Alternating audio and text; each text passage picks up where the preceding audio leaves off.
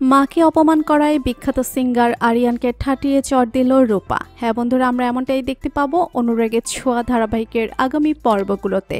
Food কম্পিটিশনে award জেতার পরও ষড়যন্ত্রের শিকার হয় দীপা। বিগ বংয়ে দীপার রান্না করা খাবারের সাথে আরশোলা মিশিয়ে দীপার সম্মান ক্ষুণ্ণ করতে চায় চক্রান্তকারীরা। তবে দীপা যে খাবারে আরশোলা মিশায়নি তা প্রমাণ করে ছাড়ে রূপা, সূর্য সহ বিগ বংয়ের সবাই। অন্যদিকে দেখা যায় সোনারূপার স্কুলে ফেস্টিভ্যাল শুরু হয় এবং সেখানে বিখ্যাত সিঙ্গার আরিয়ান গান করবে এমনটাই জানানো হয়।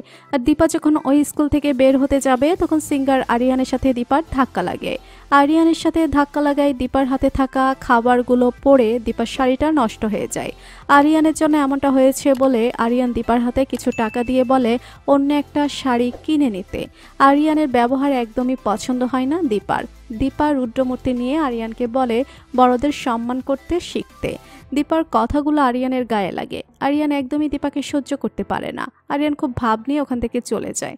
এরপরই দেখা যায় স্কুলে ফেস্টিভ্যাল শুরু হয় আর সেখানে রূপা গান গায়। রূপা যখন তার গান গাওয়া শেষ করে তখন এসে দেখে আরিয়ান দীপাকে অপমান করছে। দেখেই রুদ্রমূর্তি ধারণ করে রূপা। রূপা আরিয়ানকে উচিত জবাব দেয়। তো বন্ধুরা, তোমরা এমনটাই চাও তো এভাবেই যেন মাকে অপমান করায় আরিয়ানকে উচিত জবাব দেয় রূপা? জানিয়ে দাও কমেন্ট করে। বাংলা ধারাবাহিকের সব আপডেট সবার আগে পেতে এখনই সাবস্ক্রাইব করুন আমাদের চ্যানেলটি। ধন্যবাদ সবাইকে।